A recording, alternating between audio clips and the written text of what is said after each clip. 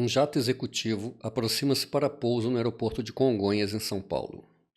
Após o toque na pista, uma trilha de fumaça sai dos pneus do trem de pouso.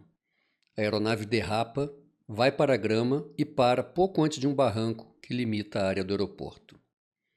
Esse tipo de evento é chamado de excursão de pista e é um dos tipos de ocorrência mais frequentes na aviação brasileira. Uma excursão de pista foi o mesmo tipo de acidente ocorrido com o Airbus 320 em Congonhas em 2007, que foi o pior acidente da história da aviação brasileira, resultando na morte de 199 pessoas. No caso desse jato executivo, o que teria provocado essa perda de controle no solo e a excursão de pista após o pouso? Quais fatores contribuíram para esse evento? Poderia ter sido evitado? No vídeo de hoje, vamos responder a todas essas perguntas.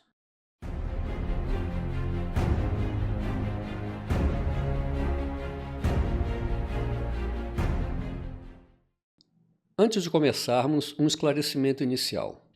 Esse é um vídeo técnico sobre um acidente aeronáutico, não um vídeo de entretenimento. Não há intenção de se fazer julgamentos pessoais, mas sim uma análise operacional do evento com fins de prevenção de acidentes. O objetivo aqui é gerar conhecimento e aprendizado a fim de evitar a repetição dessas situações. Em 22 de outubro de 2022, um jato executivo Learjet 75 ultrapassou os limites da pista do aeroporto de Congonhas, em São Paulo. Segundo a imprensa, na época, o evento teria sido causado por um estouro de pneu. O jato parou nos limites da área do aeroporto, sofrendo danos leves. Os ocupantes saíram ilesos. Esse evento teve grande repercussão imediata, pois gerou a interdição do aeroporto por cerca de 9 horas seguidas e o cancelamento de mais de uma centena de voos comerciais, com todas as suas inconveniências para as empresas transportadoras e milhares de passageiros. O evento foi classificado como incidente grave. Esse tipo de classificação se dá não em função das consequências do evento em si, mas em função do potencial de resultar em um acidente com consequências graves, como aquele ocorrido com o Airbus em 2007, ou como no caso dessa excursão de pista com um outro Learjet 75, que aconteceu após o pouso nos Estados Unidos em abril de 2022.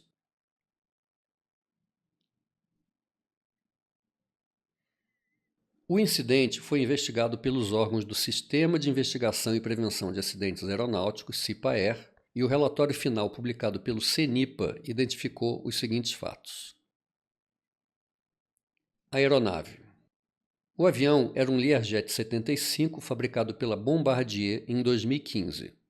O Lear 75 é um jato bimotor, asa baixa, certificado segundo os requisitos do Código Federal de Regulamentos, parte 25. Normalmente, é configurado para 2 pilotos e 8 passageiros, com um peso máximo de decolagem de 21.500 libras. O Learjet 75 é uma atualização do modelo 45, mas com motores mais potentes, aviônicos Garmin G5000 e alguns pequenos aperfeiçoamentos aerodinâmicos. O sistema de flap das asas do Learjet 75 possui 4 posições distintas: up, 8 graus, 20 graus e down, que é usado para o pouso e corresponde a 40 graus de deflexão. O limite de velocidade para a extensão completa até 40 graus é de 150 nós. No caso da extrapolação da velocidade limite do flap, o sistema emite um aviso sonoro de overspeed. O Learjet 75 possui um sistema de detecção e aviso de wind shear, ou cortante de vento em português. Aviões podem ser equipados com 2 tipos de sistema de detecção de wind shear. Existem sistemas de detecção preditivos, que avisam antes do avião entrar na condição, e sistemas de detecção reativos, que avisam quando o avião já está na condição de wind shear. O Garmin G5000 do Lear 75 estava equipado com um sistema de detecção reativo, que fornecia 2 tipos diferentes de alerta. Um alerta de nível Caution, que ativa o anunciador Wind Shear na cor âmbar no painel de instrumentos e emite o aviso sonoro Caution Wind Shear por 3 vezes. O procedimento do manual para esse tipo de alerta é monitorar o desempenho e a trajetória da aeronave. Já o alerta de nível Warning ativa o anunciador Wind Shear na cor vermelha, emitindo o aviso sonoro Wind Shear por 3 vezes. O procedimento para esse tipo de alerta é desengajar o piloto automático, levar as manetes para a potência de reserva e rodar para a atitude de arremetida, mantendo asas niveladas e sem alterar a posição do trem de pouso e flaps. Mais à frente, quando falarmos sobre meteorologia no destino, voltaremos com algumas características peculiares do Indistir. Weight on Wheels, WOW. O Learjet 75 possui um sistema de sensores instalados nos amortecedores das duas pernas do trem de pouso principal, com a finalidade de identificar peso sobre as rodas. Quando os dois amortecedores são comprimidos, o WOW compreende que a aeronave está no solo e permite a atuação de vários sistemas da aeronave, como os auto-spoilers das asas, os reversores dos motores e do sistema anti-skid dos freios das rodas. Sem a indicação de WOW, todos esses sistemas permanecem inibidos, evitando acionamento indevido em voo. No incidente, a tripulação reportou que após o pouso não houve resposta do sistema de freios, que os spoilers não abriram e que os reversores tiveram mensagem de falha. Após o incidente, a aeronave foi examinada e todos os sistemas mencionados, como anti-skid, reversores e spoilers, e o próprio WOW estavam operando normalmente. No pouso, houve uma mensagem de brake fault registrada no painel de alarmes. Esse alerta, indicado na cor branca, significava que uma pequena falha no sistema de freios havia sido detectada. Com a mensagem brake fault ativa, a distância de frenagem aumentava em cerca de 150 metros. Tripulação. A tripulação era composta por 2 pilotos. O piloto em comando, Pique, tinha licença de piloto de linha aérea.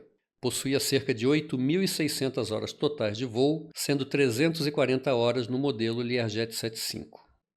O piloto segundo em comando tinha licença de piloto comercial de avião. Possuía cerca de 2.300 horas totais de voo, sendo pouco mais de 320 no modelo. Ambos estavam com suas habilitações técnicas no tipo LR-45, aplicável ao Lear 75, e de voo por instrumentos em avião válidas. Os 2 pilotos voavam juntos há cerca de 12 anos. O comandante havia sido instrutor do segundo piloto e, de acordo com o relatório de investigação, mantinha uma postura dominante e centralizadora dentro da cabine, o que ficou caracterizado tanto nas entrevistas após o incidente quanto na análise das gravações do CVR. O relatório final emitido em 30 de dezembro de 2025 não deixa claro o posicionamento físico dos pilotos dentro do cockpit. Segundo informações que apurei posteriormente à emissão do relatório, o piloto que a investigação aponta como segundo em comando estava ocupando o assento da esquerda e desempenhava a função de pilot flying. E o piloto apontado como piloto em comando ocupava o assento da direita e estava na função de pilot monitoring. Como ambos os pilotos detinham a qualificação de comandante na aeronave, é possível que isso tenha gerado uma indefinição sobre quem era efetivamente o piloto em comando na etapa em que ocorreu o incidente. O relatório indica que havia um relacionamento conflituoso entre o piloto em comando e um dos passageiros, que também era proprietário da aeronave. Por fim, o voo do incidente integrava uma sequência de vários dias consecutivos de operação, e o trajeto realizado no dia anterior tinha sido considerado exaustivo pela tripulação. Apesar dessa menção ao cansaço, no relatório não há informação sobre jornada de trabalho. O único dado disponível nesse aspecto é que nos últimos 30 dias, os 2 tripulantes tinham realizado cerca de 23 horas de voo. Quanto à jornada de trabalho, que é diferente das horas voadas, essa informação não consta no relatório. Operações de voo. Tratava-se de um voo privado que havia decolado de San Miguel de Tucumã, na Argentina, com pouso intermediário em Foz do Iguaçu e destino a São Paulo, aeroporto de Congonhas. O aeroporto de Congonhas tem 2 pistas paralelas. A pista designada para pouso 35 esquerda tinha 1.940 metros de comprimento por 45 de largura, com elevação de 2.633 pés. A distância disponível para pouso na 35 esquerda era de 1.660 metros. A distância de pouso requerida do Learjet 75 para as condições de Congonhas foi estimada em 870 metros. A pista 35L também possuía um sistema de contenção para o caso de excursão de pista, chamado EMAS. Porém, esse sistema ainda não constava nas cartas e informações do aeródromo por não estar homologado na época do incidente. Como já vimos, nessa etapa do voo, o comandante era o piloto de monitoramento e o piloto segundo em comando era o piloto nos controles. Durante a descida para São Paulo, a tripulação ouviu o ATIS. As condições meteorológicas no destino eram de visibilidade acima de 10 km, nuvens esparsas a 4.600 pés, vento variável entre 330 e 30 graus, com intensidade de 9 nós. A imagem satélite indicava a presença de um sistema frontal sobre São Paulo, com TCU e sistemas com precipitação nos arredores do aeródromo.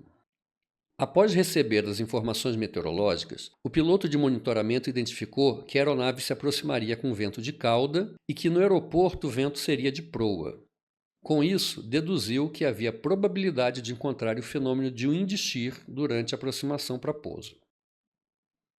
O wind shear, ou cortante de vento, ou cisalhamento de vento, é um fenômeno caracterizado pela mudança na direção ou velocidade do vento em uma curta distância.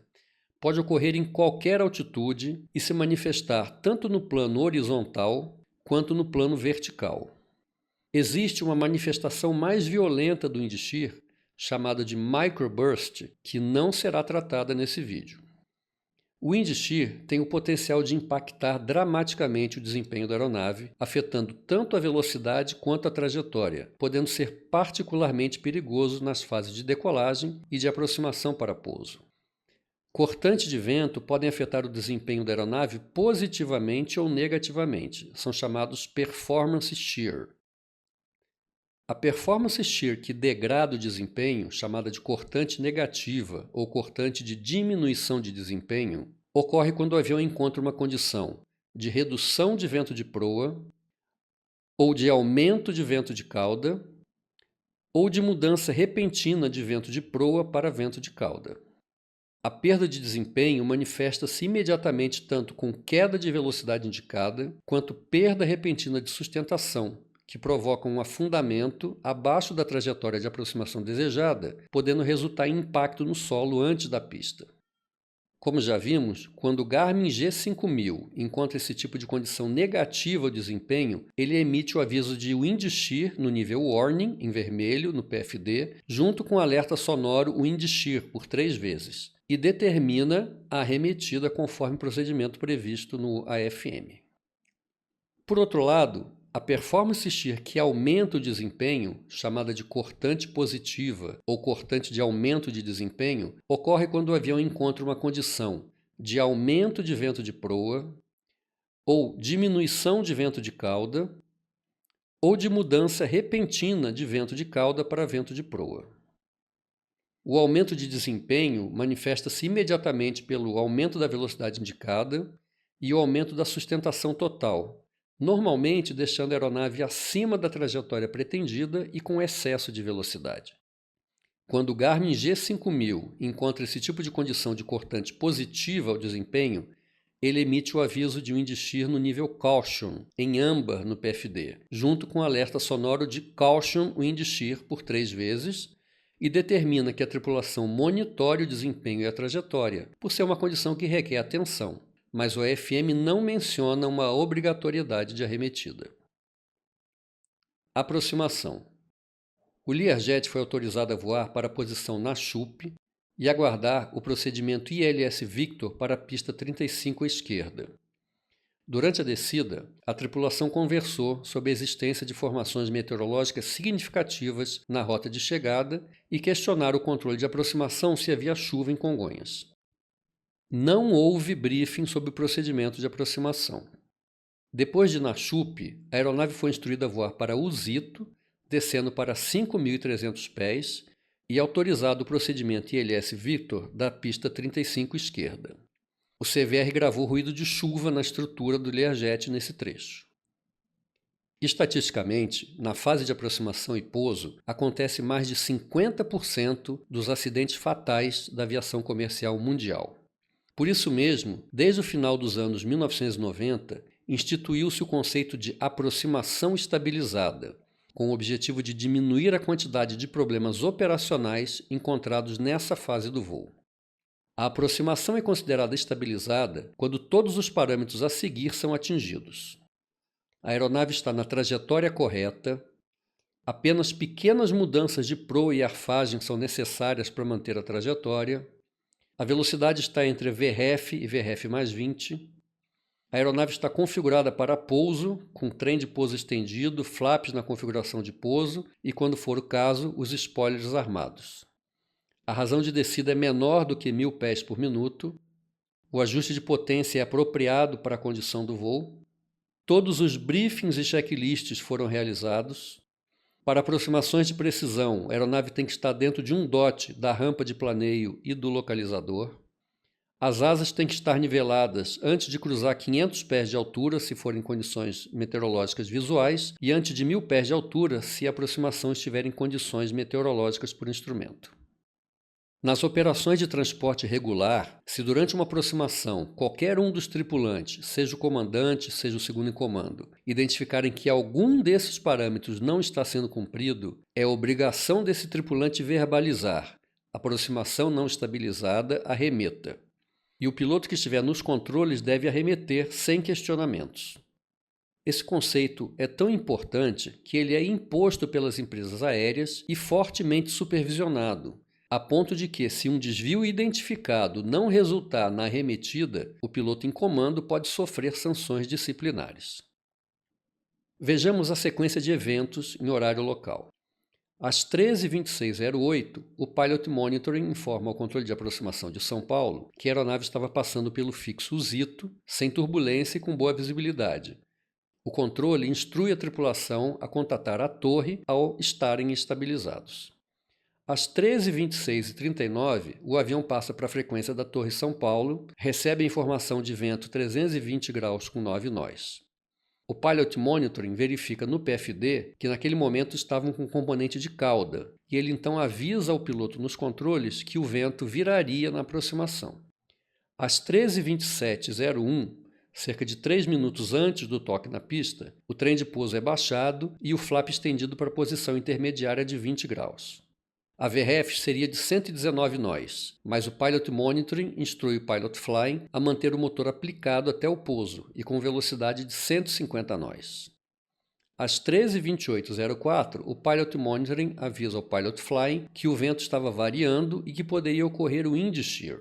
Ele reforça a instrução para que o Pilot Flying chegue com potência e que, caso o vento virasse de frente, poderia soar o alerta de wind shear.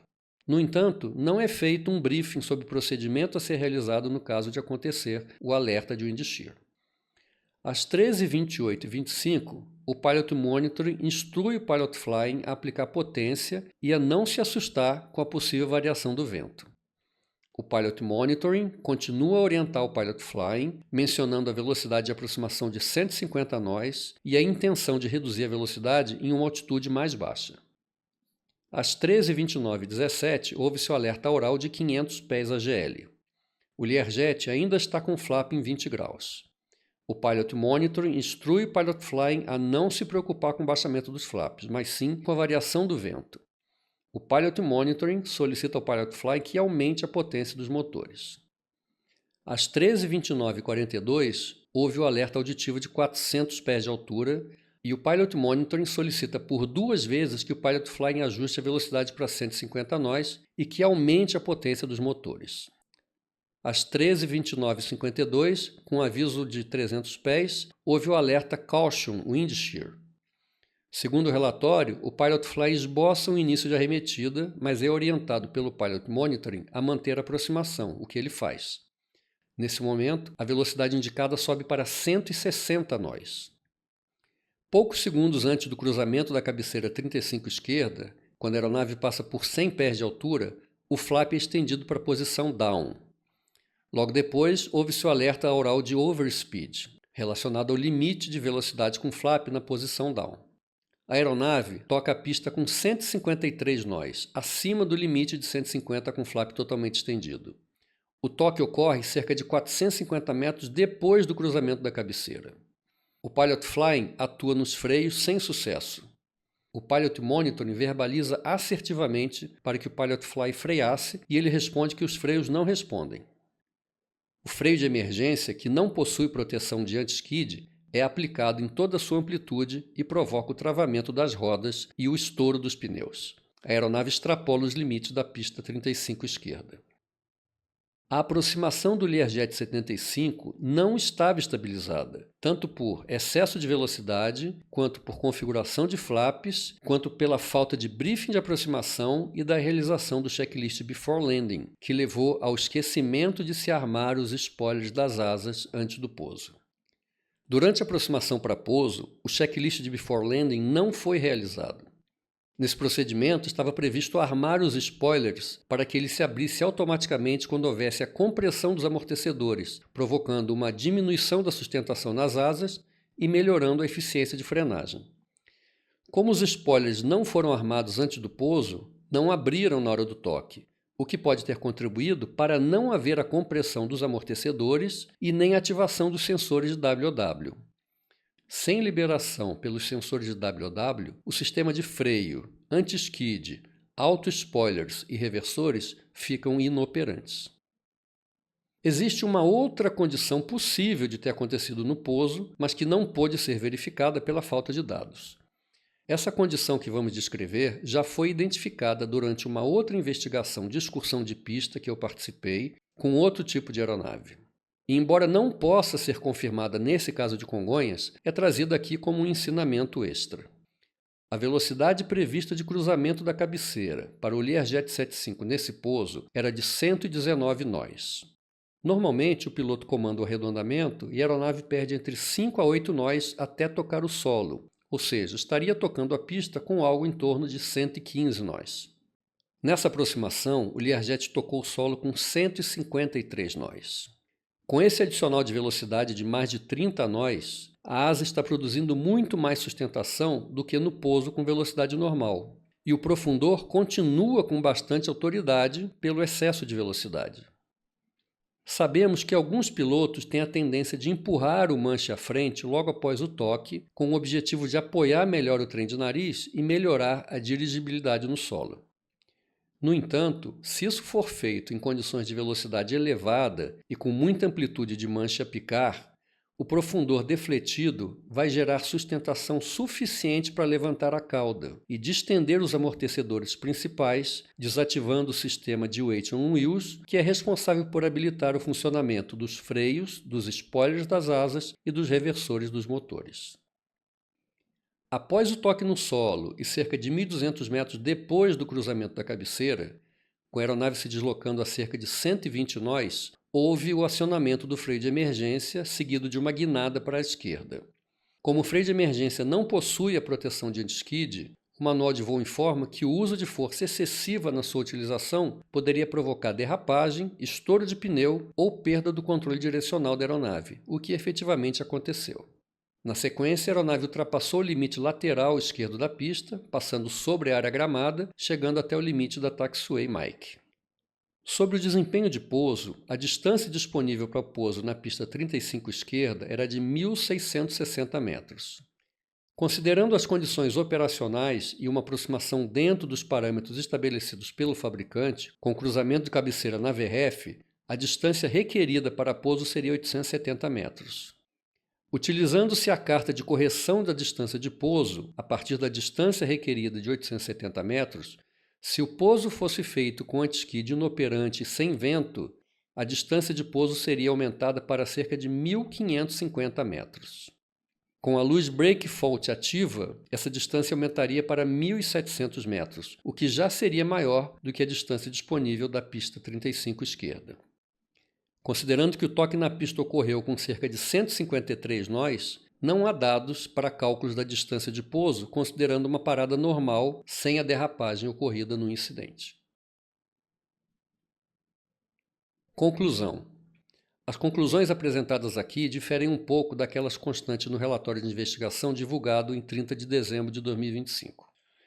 No meu parecer, contribuíram para o acidente de excursão de pista o fato de ter sido feita uma aproximação não estabilizada, com velocidade excessiva, com a aeronave não configurada para pouso, sem os tripulantes terem brifado o procedimento de aproximação, sem terem realizado o checklist diante do pouso e não ter havido a iniciativa de interromper uma aproximação que estava claramente desestabilizada.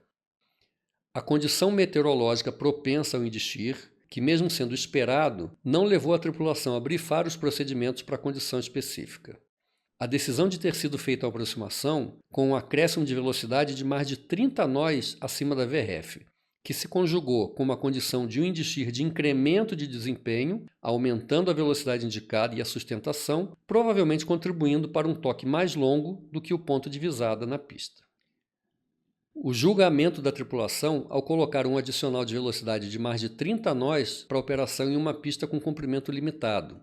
A decisão de prosseguir com uma aproximação desestabilizada, quando o procedimento correto seria proceder uma arremetida em voo.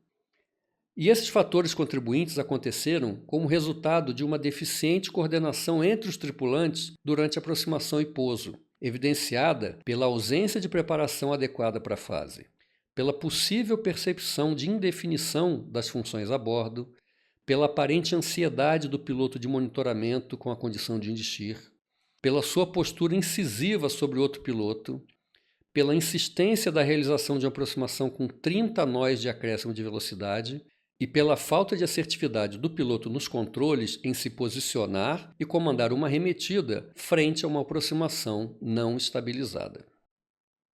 Esse evento terminou em mais uma excursão de pista, o tipo de acidente mais frequente com aviões na aviação civil brasileira.